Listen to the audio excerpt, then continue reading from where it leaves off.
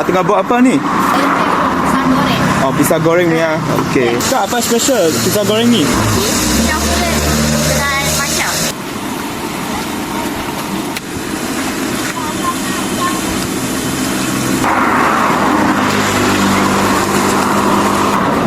Special dia cheese macam Nutella.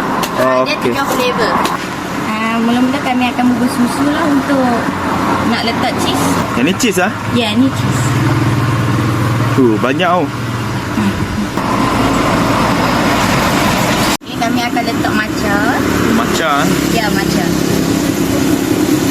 Lepas matcha kami akan letak Nutella. Okey, coklat Nutella. Ni set family. Set family kami ada 17 pieces, RM17. 2,5